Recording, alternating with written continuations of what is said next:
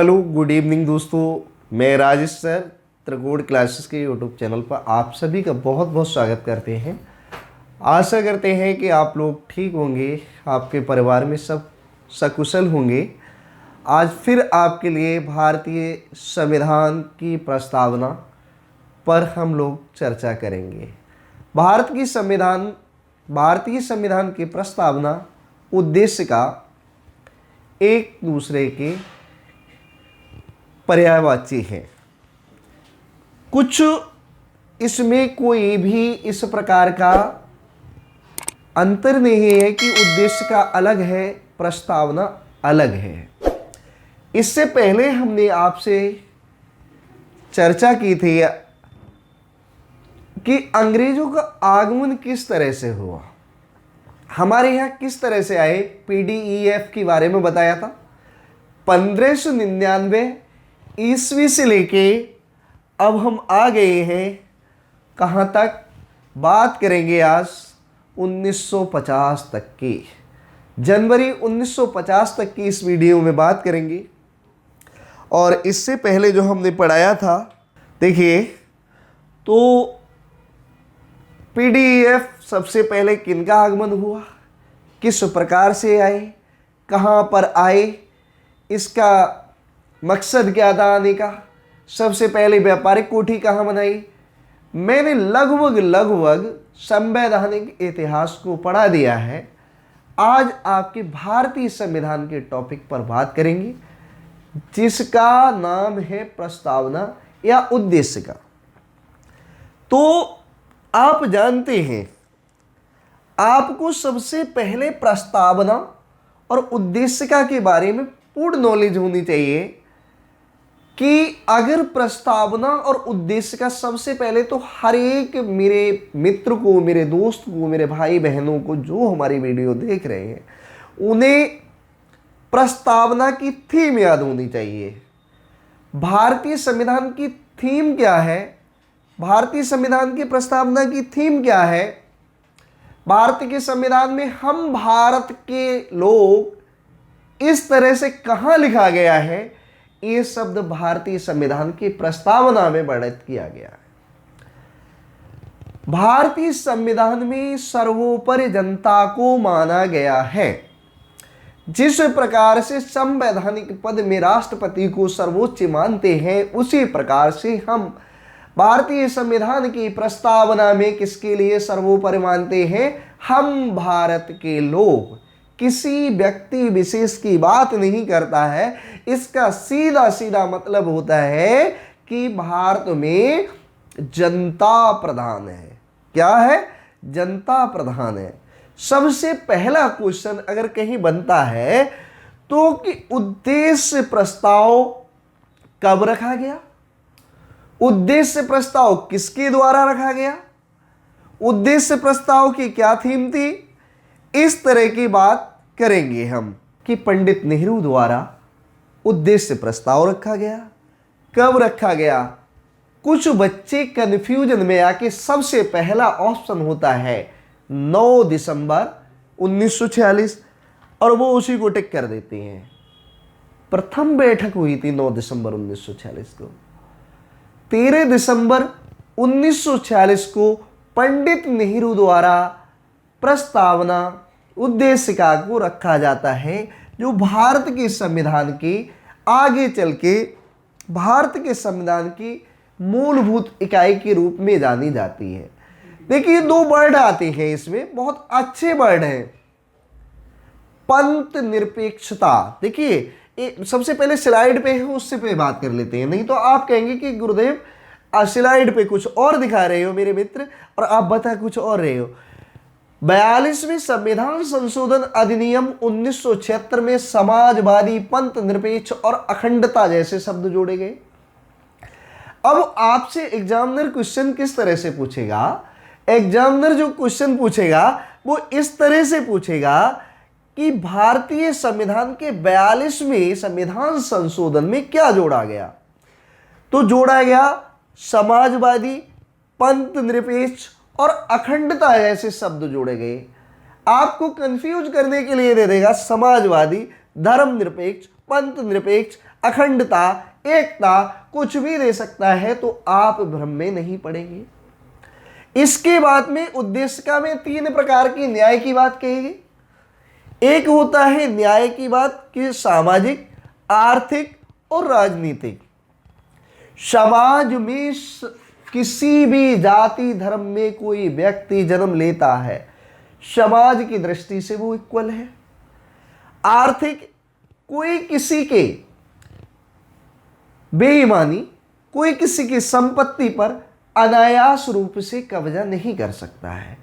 आपने देखा होगा विलियम गोलकनाथ और हेनरी गोलकनाथ 2 भाई थे पंजाब के, जिन्हें गोलकनाथ के नाम से जाना गया। इनके पास संपत्ति थी, लगभग 500 एकड़ जमीन थी इनके पास। तो सरकार ने इनकी जमीन पे कब्जा कर लिया। इन्होंने संविधान में इस रिट को डाला और चुनौती की, अरे भाई मेरी जमीन है, आप मेरी जमीन को क्यों कब्जा कर रहे हैं। तो इस प्रकार से आर्थिक, जो कि इसके बारे में हम आगे बताएंगे। राजनीतिक, अगर कोई भी नेता मंत्री, चाहे वो स्वयं ही प्रधानमंत्री का बेटा क्यों ना हो, अगर आप किसी को मर्डर कर देते हैं, जो आपको सजा मिलेगी वो उसे भी मिलेगी। ऐसा नहीं है कि किसी भी राजनीतिक पावर के कारण उसको 300, जैसे सपोज दैट 307, 302 इसकी सजा की धाराएं होती हैं। अगर आप किसी को शूट कर देते हो, किसी को जान से मार देते हो तो 307 लगती है, गोली मारते हो, इरादतन कत्ल करते हो तो 302 लगती है। ऐसा नहीं किसी के नेता के बेटे ने इरादा से कत्ल किया है तो 302 नहीं लगे, बिल्कुल लगेगी। आपने किया है तो आप पे लगेगी। आप किसी की चोरी करते हैं तो आप पर वो धारा लगेगी। तो ये होती है राजनीतिक न्याय। सामाजिक न्याय, समाज में कोई भी किसी भी बरादरी से, किसी भी जाति धर्म में जन्म लेता है, किसी से भी जाति सूचक शब्द बोल के नहीं कर सकते हो, अन्यथा वो संविधान को ध्यान में रखते हुए आपको कोर्ट में तलब कर लेगा। सामाजिक, आर्थिक, कोई किसी की संपत्ति पर बेवजह कब्जा नहीं कर सकता। ये तो हो गई इस प्रकार के न्याय।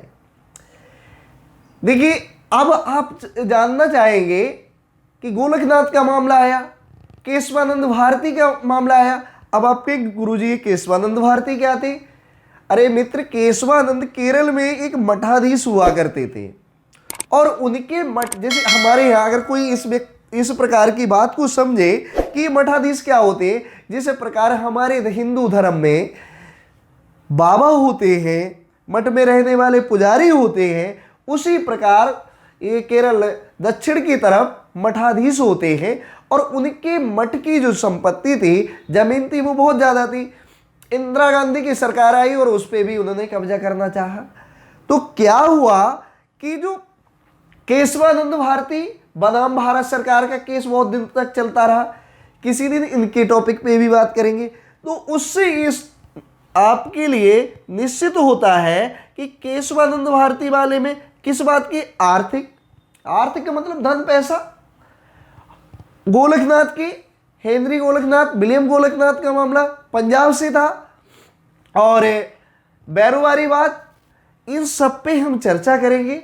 ऐसा नहीं है कि आपका कोई भी टॉपिक एक सिस्टमेटिक क्रम से चलता है। हमारे त्रिकोण क्लासेस में अलग अलग सब्जेक्ट के अलग अलग टीचर अच्छा कंटेंट देने की और अच्छे से अच्छा क्वेश्चन शेयर करने की कोशिश करते हैं, ताकि आपको किसी प्रकार से एग्जामिनर उलझा ना पाए। तो मेरी आपसे एक रिक्वेस्ट रहेगी कि जितने भी भाई बहन हमारे चैनल को देखते हैं, जल्द से जल्द UP TET, super TET exam आ रहा है और दरोगा का एग्जाम आ रहा है, उत्तराखंड पीसीएस का आएगा। आगे आने वाले समय में तो सारे पीसीएस और आईएएस के आएंगे। ऐसा कोई नहीं है आईएएस का एग्जाम जिसमें संविधान ना आता हो। तो ज़्यादा से ज़्यादा आप शेयर करें, लाइक करें और कमेंट अवश्य करते रहें कि गुरुदेव हमें इस चीज़ की आवश्यकता है, आप ये डालिए और हम कोशिश करेंगे आपको बेस्ट देने की। शिवमणि सर मैथ को पढ़ाते हैं, बहुत अच्छा कंटेंट लेके आते हैं। वर्मा जी सर भी पढ़ाते हैं पॉलिटी। मैं राजेश सर आपके साथ में आता हूं और चर्चा करता हूं संविधान पे। और हमारी सारी टीम वर्क जो है आपके लिए ही है। हमारे यहाँ कोई भी मोटिव इस तरह से नहीं है किसी से, व्यक्ति से, किसी बच्चे से, किसी स्टूडेंट से कोई पैसा लिया जाए। निःशुल्क सेवा, केवल आपका सिलेक्शन हो, आपके घर में खुशियां आए, इसके लिए हम कार्य कर रहे हैं। तो हमारे गुरु दक्षिणा में आपके लिए इतना तो बनता है कि शेयर सब्सक्राइब करते रहें ताकि जरूरतमंदों तक ये वीडियो पहुंच पाए। देखिए, अब हमने राजनीतिक, सामाजिक, आर्थिक न्याय की बात कही। 42वें संविधान संशोधन पे एक बहुत बड़ी बात आती है कि मिनी संविधान के नाम से इसने संविधान की थीम ही चेंज कर दी। 42वें, पहले तो उद्देश्य का को संविधान का भाग ही नहीं मानने को तैयार थे। स्वास्थ्य खराब होने के कारण कुछ आवाज में प्रॉब्लम्स हो सकती है, तो उसके लिए सॉरी। 42वें संविधान संशोधन को भारतीय संविधान का मिनी संविधान की संज्ञा दी गई। एक क्वेश्चन कई बार रिपीट हुआ है कि मिनी संविधान के नाम से कौन सा संविधान संशोधन जान? 86वां संविधान संशोधन, 42वां संविधान संशोधन, 52वां संविधान संशोधन। तो आप याद रखेंगे 42वां। अब क्वेश्चन आपसे पूछ लिया जाएगा कि 42वां संविधान संशोधन कब हुआ? 1976 में हुआ था। क्या जोड़ा गया? समाजवादी, पंथ निरपेक्ष, अखंडता जोड़ा गया। अब आता है धर्मनिरपेक्ष और पंथ निरपेक्ष, दो शब्द हैं। मेरे भाई, मेरे मित्र, मेरी बहनों जो भी देख रहे हैं, धर्म निरपेक्ष और पंथ निरपेक्ष, इनके लिए बच्चे क्या समझते हैं? एक ही शब्द मान लेते हैं, जबकि इनमें बहुत बड़ा अंतर है। ठीक है, इनमें क्या अंतर है? एक शब्द ये बिल्कुल नहीं है। पंथ निरपेक्ष और धर्म निरपेक्ष। पंथ निरपेक्ष का मतलब है किसी का भी कोई पंथ हो सकता है। धर्म का मतलब है किसी का कोई धर्म हो सकता है। ऐसा कुछ नहीं है कि हमारे यहाँ केवल एक धर्म की बात कही गई है। संविधान में किसी एक धर्म की बात नहीं कही। संविधान के पितामह कहे जाने वाले डॉक्टर भीमराव अंबेडकर ने कुरीतियों से निपटने के लिए, सर्व समाज के लिए, यहां तक कि पशु पक्षी, इंसान, औरत, सब के लिए संविधान में प्रावधान किया है। और सबको ध्यान में रखते हुए जितने भी हमारे संविधान निर्माता थे, उन्होंने इन सारी कुरीतियों को दूर करने का प्रयास किया है। उस शब्द का मतलब होता है धर्मनिरपेक्ष। मुस्लिम, हमारे यहाँ कुछ लोगों के बहुत वो आता है कि पाकिस्तान, पाकिस्तान। अरे पाकिस्तान क्या है? जितने हिंदुस्तान में मुसलमान रहते हैं, पाकिस्तान की आबादी से ज्यादा है। तो हमारे यहाँ उन्हें बराबर दर्जा दिया जाता है। वो बात अलग है, कोई भी एक दो शातिर व्यक्ति ऐसे हैं जो कि एक दूसरे में, वो हिंदुओं में भी होते हैं, मुस्लिम समाज में भी होते हैं, किसी भी समाज में हो सकते हैं, वो आपस में क्या करते हैं? तोड़ने का प्रयास करते हैं। तो उनसे बिल्कुल अलग रहना है। तो सबसे पहला, धर्मनिरपेक्ष और पंथ निरपेक्ष एक शब्द नहीं होते हैं। इसकी थीम क्या है? हम भारत के लोग। सर्वप्रधान किसे माना गया प्रस्तावना में? जनता को। पहले जो शासन होता था वो लोकतंत्र होता था। अब कुछ बच्चे इस बात से बड़े परेशान होंगे जो एसएससी लेवल, जीडी लेवल की तैयारी कर रहे हैं, तो वो कहेंगे कि हम लोकतंत्र, राजतंत्र और प्रजातंत्र, इनमें नहीं समझ पाते हैं कि डेमोक्रेसी का मतलब क्या है या मोनार्ची का मतलब क्या है। तो देखिए, राजतंत्र और लोकतंत्र में बहुत बड़ा अंतर है। राजतंत्र जो होता है, आपने लिंकन की परिभाषा सुनी होगी। लिंकन ने यहां तो नहीं कहा है, लोकतंत्र के बारे में उन्होंने कहा है। लोकतंत्र, लोकतंत्र जनता का, जनता के द्वारा, जनता के लिए चुना गया। तो इस प्रकार के शब्द जो होते हैं वो लोकतंत्र में कही गई है, क्योंकि हर एक व्यक्ति का हमारे यहाँ रहने का अधिकार है। एक व्यक्ति एक वोट, इसका ये कतई मतलब नहीं है कि एक व्यक्ति एक वोट। बेस्ट मताधिकार, जो व्यक्ति अपने निर्णय ले सकता है, बालिग है, अब संविधान की दृष्टि से उसको मत देने का अधिकार है। मत का मतलब अपना मत दे सकता है। और लोक राजतंत्र में यह होता था कि राजा का बेटा अगर राजा शासन करता है और राजा अगर डेथ हो जाती थी तो राजा का बेटा जो होता था वो क्या करता था, वो राजा बनता था। अगर बेटा नहीं है तो बेटी बनती थी, रजिया सुल्तान के बारे में देख लो। और अगर ये भी नहीं है तो कौन बनता था, उसकी पत्नी बनती थी। अन्यथा इस तरह से ये वंशवाद जो कहलाता है वो राजतंत्र कहलाता है और संविधान में इसको पूर्ण रूप से खत्म कर दिया गया है।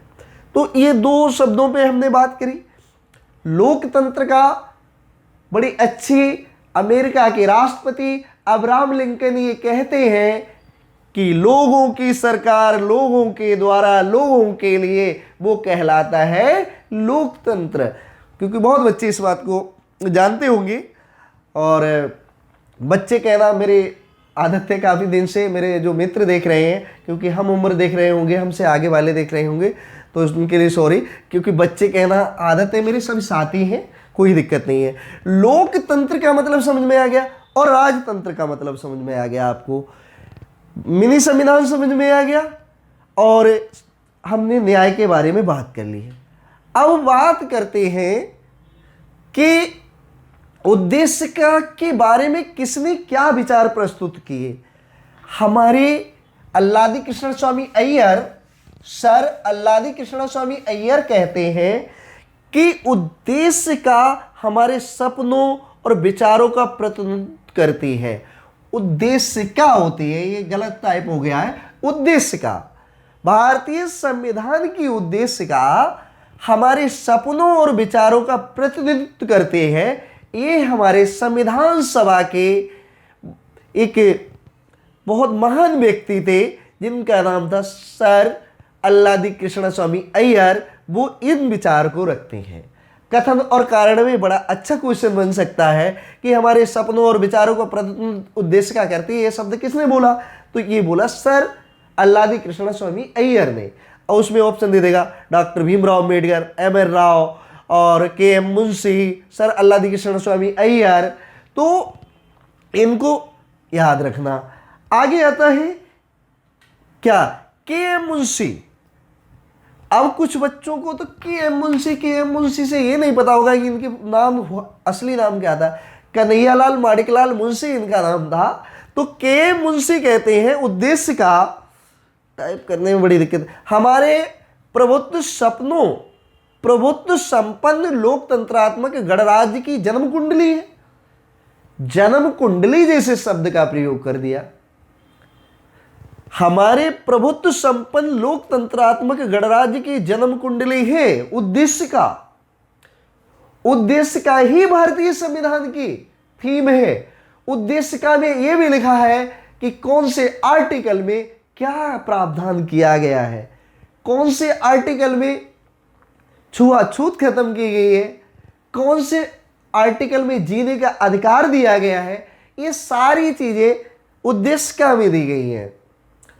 कौन से आर्टिकल में धन विधेयक है, प्रधानमंत्री का चुनाव कैसे होगा, राष्ट्रपति का चुनाव कैसे होगा, ये सारा वर्णित किया गया है हमारे भारतीय संविधान की प्रस्तावना में, उद्देश्य का में। तो के.एम. मुंशी कहते हैं कि उद्देश्य का जो है हमारे प्रभुत्व संपन्न लोकतंत्रात्मक गणराज्य की जन्म कुंडली है। तो ये कथन किसने कहा, कन्हैयालाल माणिकलाल मुंशी। शॉर्ट फॉर्म में कहेंगे तो के.एम. मुंशी। क्लियर हुआ होगा। आगे कहते हैं केशवानंद भारती बनाम केरल राज्य। देखो अभी हमने इस पे बात की थी और स्लाइड में शो कर दिया। केशवानंद भारती बनाम भारत सरकार, ये दो भाई थे और इनका जो वाद था, बनाम वाद बहुत दिनों तक सुप्रीम कोर्ट में चलता रहा। पहले इन्होंने हरियाणा हाई कोर्ट में डाला, क्योंकि हरियाणा के वो पंजाब हाई कोर्ट में, चंडीगढ़, अब आप कहेंगे कि आप गलत कह रहे हैं, पंजाब चंडीगढ़ वाले हाई कोर्ट में इन्होंने डाला। तो कब डाला, केशवानंद भारती बनाम भारत सरकार के लिए कब स्वीकार किया, 1973 में। प्रस्ताव संविधान का भाग है, इसमें ये निश्चित कर दिया गया कि भारत की प्रस्तावना संविधान का भाग है। इससे पहले भारत की प्रस्तावना को संविधान का भाग मानने को तैयार नहीं थे। अब यहां संविधान का भाग मान लिया गया। केशवानंद भारती बनाम भारत सरकार। आगे आता है, सॉरी, हम यहां पर आपको केशवानंद भारती केरल वाला मामला है, जो हरियाणा वाला था, इसमें हमने एक शब्द बोल दिया, गोलकनाथ के मामले को बता दिया है। केशवानंद जो थे मठाधीश थे केरल राज्य के। केरल में एक मठाधीश हुआ करते थे, जिस प्रकार से हमारे यहाँ, मैंने इस पर चर्चा भी की थी, तो जो अभी हमने बोला उन शब्दों को वापस लेने की कोशिश करूंगा कि 1933 जो केशवानंद भारती केरल के रहने वाले थे, केरल के एक मठाधीश थे, जो 1973 में स्वीकार कर लिया गया और इसे भारत की प्रस्तावना को संविधान का भाग मान लिया गया। गोलकनाथ का भी इसी प्रकार से मामला था, बेरूवारीवाद का भी इसी प्रकार से मामला। सब पे चर्चा करेंगे। नो टेंशन और डिप्रेशन में आने की आवश्यकता नहीं है, मैं बताऊंगा। जबकि बेरूवारीवाद 1960 में उद्देशिका को कुछ संविधान का अंग नहीं माना गया था। कह दिया गया था ये उद्देशिका तो संविधान का भाग ही नहीं है, ये तो ये सूची है, विषय सूची है, जिस प्रकार से हम किताबें पढ़ते हैं। कब बेरूवारीवाद चला था, इस पे हम सब पे अलग अलग टॉपिक पे चर्चा करेंगे। गोलकनाथ बनाम पंजाब राज्य 1967 का जो संविधान की मूल आत्मा कहा गया है, मुंबई बनाम यूनियन बैंक ऑफ इंडिया। ये 2-3 मामले इस तरह के थे जिन्होंने संविधान की प्रस्तावना के लिए ही कार्य किया और संविधान की प्रस्तावना को ध्यान में रखते हुए जजमेंट दिया गया उच्चतम न्यायालय में, नॉट उच्च न्यायालय। आप कहेंगे ठीक है सर, गोलकनाथ बनाम पंजाब राज्य, ये 2 भाई थे और इन पे हम चर्चा कर चुके हैं, बहुत ज़्यादा चर्चा नहीं करेंगे। हेनरी गोलकनाथ और विलियम गोलकनाथ, इनके पास 500 एकड़ जमीन थी पंजाब में। इनके इंदिरा गांधी ने हड़पना चाही।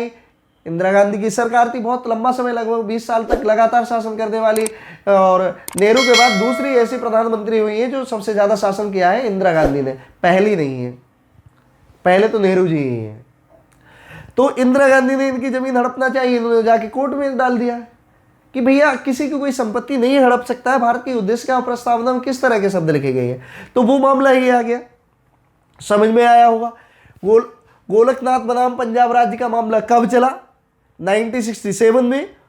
और उद्देश्य इसका क्या था? संविधान को मूल आत्मा कहा गया। और मुंबई बनाम यूनियन बैंक ऑफ इंडिया, एक यूनियन बैंक ऑफ इंडिया का मामला चला था 1994 में।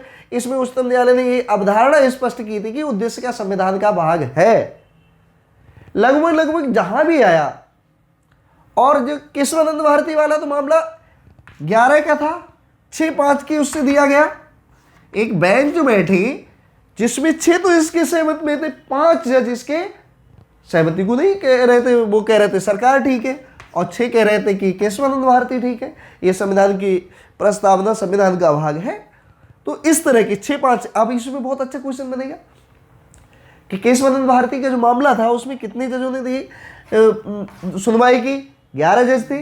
कितने के रेशियो से दिया गया? 6-5 के रेशियो से बेंच बैठी थी और 6-5 का मामला निर्णय हुआ था। इस तरह से आ जाएगा।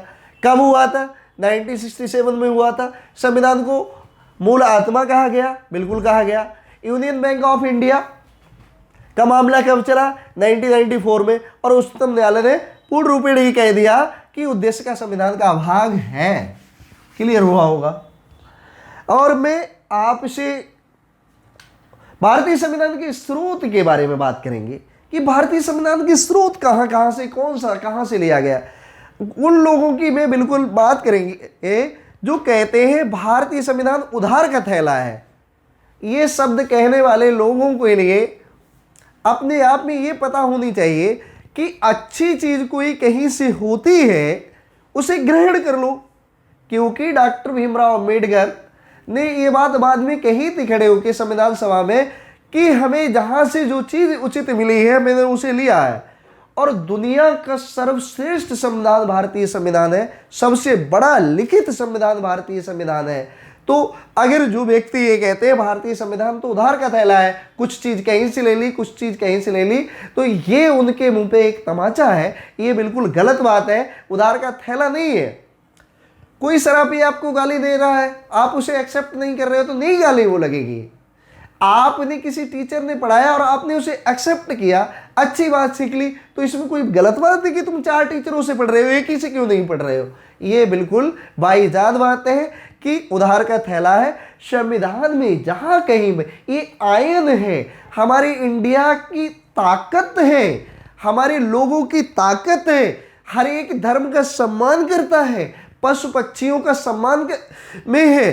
किसी को जैसे मोर को मार दो, हिरण को, कारे हिरण पे सलमान खान के मामले में देखा होगा, जेल हो गई। ऐसे तो कोई किसी को भी मारता रहेगा नहीं।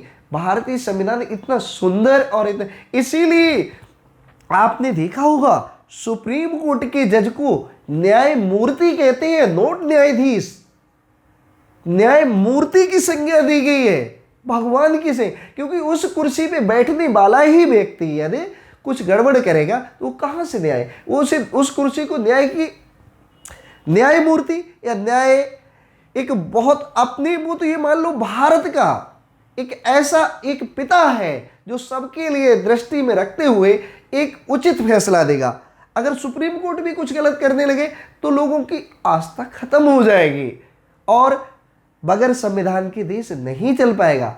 और जो सुप्रीम कोर्ट में बैठे हैं वो व्यक्ति भी संविधान को ध्यान में रख के ही फैसला देंगे। कितने विजनरी हमारे संविधान सभा के लोग रहे होंगे जिन्होंने हमारे लिए इतने अच्छे आयन की बात की। चलो, संविधान की स्रोत कहां से क्या लिया गया है? भारतीय संविधान के अधिकांश भाग भारत शासन अधिनियम 1935 से लिए गए। जब हमारा संविधान नहीं था 1950 वाला जो इस समय लागू है, तो हमारे यहाँ एक इंग्लैंड का बनाया हुआ कानून था, उसे भारत शासन अधिनियम 1935 के नाम से हम जानते हैं। भारत शासन अधिनियम 1935 के नाम से जब हम जानते हैं तो अधिकांश स्रोत सेम टू लगभग मैंने जैसा जानते हैं, जितना संविधान की स्टडी की है, तो 200 आर्टिकल हूबहू वो ही रख दिए गए हैं जो भारत शासन अधिनियम में थे, क्योंकि वो ठीक थे। बाकी के आर्टिकल लिए गए हैं। अगर आगे हम बताएंगे इसमें, अगर कोई इस तरह से पूछ ले भारतीय संविधान में आर्टिकल कितने, मेरे द्वारा पूर्व में भी बताया गया। भारतीय संविधान का जब निर्माण हुआ, उस आयन का निर्माण किया गया, तो 395 आर्टिकल, 8 अनुसूची और 22 भाग थे। 396वां कोई आर्टिकल नहीं बनाया है, लेकिन आज की डेट में 476 आर्टिकल अस्तित्व में है। आप कहीं सर जी आप ही ये कह रहे हो और आप ही कह रहे हो, इसका मतलब तो आप घुमा रहे हो। बिल्कुल नहीं घुमा रहे हैं। जैसे का, खा, गा, क्लोज 1 क्लोज 2 इनको अगर जोड़ा जाए तो भारतीय संविधान में वर्तमान, अब कहीं कहीं पे 448 लिखा आ जाएगा, आप यूट्यूब पे मारोगे, सर्च करोगे, मास्टर जी ने गलत बता दिया, क्योंकि वो अपडेट नहीं है।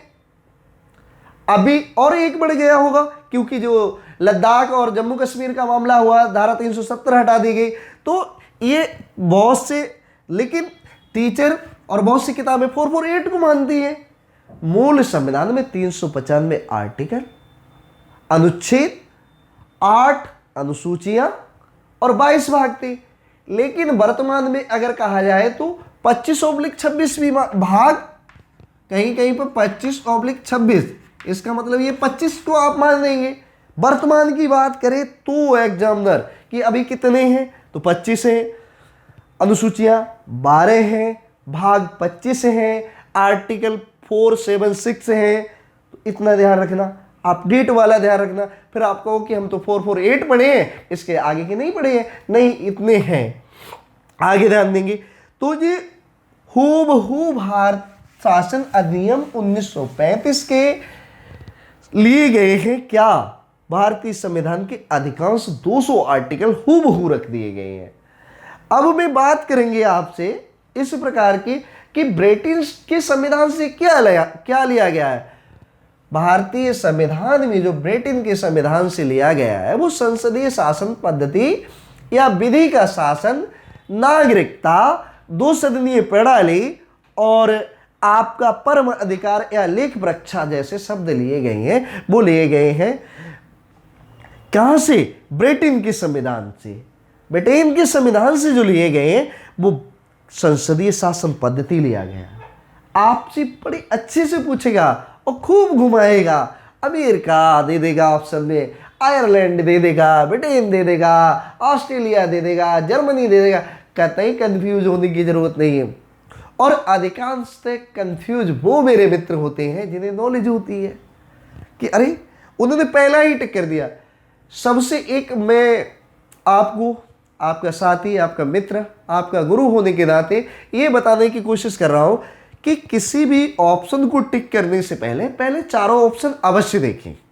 किसी भी एग्जाम की तैयारी दे रहे हैं, चाहे वो सिपाही की ही क्यों नहीं दे रहे हैं, जो बच्चे यूपीएससी, आईएएस और जो आईपीएस किसी भी एग्जाम की, एक प्यून से लेके किसी भी अगर ऑप्टेटिव आता है टिक द करेक्ट वाला, तो चारों को अवश्य पढ़ लें।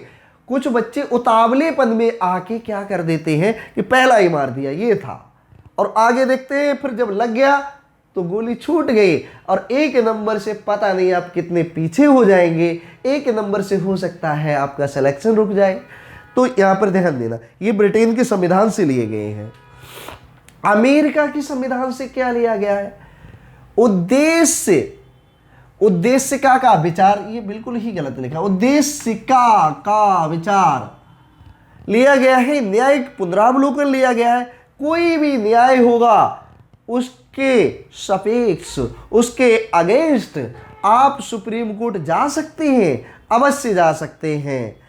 अगर आप उससे नहीं संतुष्ट हैं उस न्याय से, तो न्यायिक पुनरावलोकन करा सकते हैं। ये अमेरिकी संविधान से लिया गया है। न्यायपालिका की स्वतंत्रता, कोई भी सरकार हो न्यायपालिका पर उसका कोई अधिकार नहीं है। अब आप कहेंगे गुरुजी ये शब्द बहुत अच्छा लगा, क्योंकि न्यायपालिका की स्वतंत्रता, अधिकांश भ्रष्टाचार सरकार में रहने वाले मंत्री, मंत्रियों के रिश्तेदार, मंत्रियों के बेटा बेटी, मंत्रियों के जीजा साले यही करते हैं।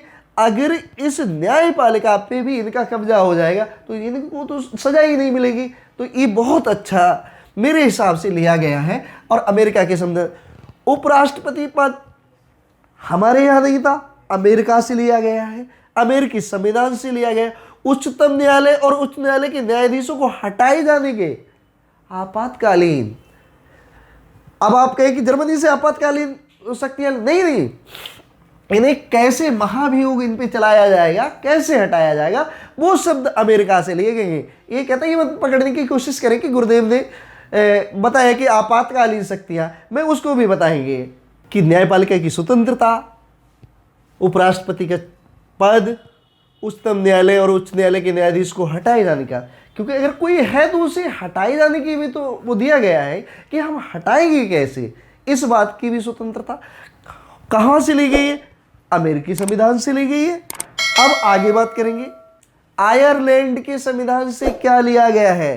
देखिए, आयरलैंड के जो संविधान से लिया गया है वो लिए गए हैं नीति निदेशक तत्व, DPSP, direct principle state rule जो लिए गए हैं। डीपीएसपी कहां से लिए गए हैं? वो नीति निर्देशक तत्व और राष्ट्रपति का चुनाव, नॉट उपराष्ट्रपति। कंफ्यूज नहीं होना है, दबाव में नहीं आना है। इसकी एक मैराथन ऐसे लेके आएंगे कि एक ही मैराथन आप देख लेना, जो यूपी टेट और सुपर टेट दे रहे हैं तो बेड़ा पार हो जाएगा, निश्चित बेड़ा पार हो जाएगा, और बहुत जल्द प्रयास करेंगे उसे लाने का।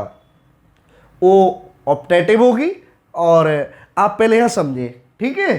तो आप लोगों के लिए हम लाएंगे क्या, एक बहुत बड़ी मैराथन जिसमें सारा कवर किया जाएगा, और कोशिश करेंगे वो कंटेंट लाने का जो किसी के यहाँ नहीं मिले, जिससे आपकी परीक्षा पास होगी। तो आयरलैंड से कहा क्या लिए गए? डीपीएसपी लिए गए। 3552, 3652 वो हम बताएंगे, आर्टिकल 3552 और इसके बारे में।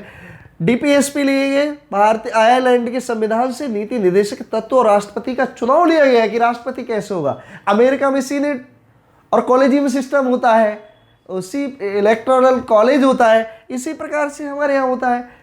सीनेट वहाँ जीतना, वहाँ क्या होता है कि वोट ज़्यादा पर भी राष्ट्रपति हार जाता है, ऐसा हमारे यहाँ भी होता है, लेकिन हमारे यहाँ इनडायरेक्टली आप कहोगे गुरुजी क्या पढ़ा रहे हो, आप कह रहे हो कि हमारे यहाँ किसी के ज़्यादा वोट पड़ते हैं वो कैसे हार जाएगा, बिल्कुल हार जाएगा। कोई अगर 2 लाख वोटों से जीता है, कोई 2 वोटों से जीता है, तो वो उसका एवरेज कहाँ जाएगा, पार्टी की नहीं जाती है ना। वो वहाँ अगर सीनेट हार गए तो पूरा स्टेट हार गए। वो अमेरिकी चुनाव का एक वीडियो लेके आएंगे। अभी हमने आपको आयरलैंड के संविधान से बताया, आयरलैंड के संविधान से राष्ट्रपति का चुनाव लिया गया है और नीति निर्देशक तत्व लिए गए हैं। कनाडा के संविधान से क्या लिया गया है, भैया कनाडा भी नहीं छूटा रहे। संघीय व्यवस्था, राज्यपाल की नियुक्ति, राज्यपाल की कैसे नियुक्ति होगी, राज्यपाल क्या करेगा, ये राज्यपाल के कार्य मत समझ लेना, एक कनाडा के संविधान से लिया गया है। क्योंकि मुख्यमंत्री जो होता है हमारे यहाँ कार्यपालिका का अध्यक्ष होता है, और हमारे यहाँ इसके ऊपर संवैधानिक पद होता है जिसे राज्यपाल मानते हैं। हर एक स्टेट में एक राज्यपाल होता है। आपको केंद्र में तो केंद्र शासित प्रदेश में, जैसे हमारे यहाँ दिल्ली में महामहिम राष्ट्रपति महोदय बैठते हैं, इसी प्रकार से हर एक स्टेट में एक राज्यपाल की नियुक्ति की जाती है। तो नियुक्ति और संघीय व्यवस्था कनाडा के संविधान से ली गई है, भूलना नहीं है। आगे आता है ऑस्ट्रेलिया के संविधान से क्या लिया गया है, दोनों सदनों की संयुक्त बैठक और उद्देश्य की भाषा क्या होगी, उद्देश्य का या समवर्ती सूची। 3 सूचियां होती हैं, राज्य सूची, समवर्ती सूची और एक केंद्र में आती है जिसे केंद्रीय सूची में आ जाती है। तो वो होती है जो स्टेट के डायरेक्शन पर चलती है, कि सेंटर के डायरेक्शन स्टेट के पे चलती है राज्य सूची, समवर्ती सूची पे केंद्र और राज्य दोनों का अधिकार होता है, वो समवर्ती सूची में आता है। जिस प्रकार से शिक्षा है, तो ये सूचियां भी एक दिन पढ़ाएंगे आपको। तो अभी आप यहां से ये याद रखेंगे कि ऑस्ट्रेलिया के संविधान से दोनों सदनों की जो संयुक्त बैठक होगी, अब 2 सदन कौन कौन से, स्थायी सदन, अस्थायी सदन। आप कहेंगे कौन कौन से दोनों सदन, निम्न सदन, उच्च सदन, राज्यसभा और लोकसभा, नोट विधानसभा। विधानसभा जो होती है वो स्टेट में होती है, क्योंकि जो सिपाही की तैयारी कर रहे होंगे, SSGD की तैयारी कर रहे होंगे, वो इन शब्दों से कंफ्यूज होंगे, क्योंकि भारत के संविधान की भाषा जल्दी से समझ में नहीं आती है। आप इसे समझिए, लोकसभा और राज्यसभा। राज्यसभा कभी भंग नहीं होती है, स्थायी सदन कहा जाता है राज्यसभा। और इसके बाद में ये ऑस्ट्रेलिया से लिए गए हैं, दोनों सदनों की संयुक्त बैठक होगी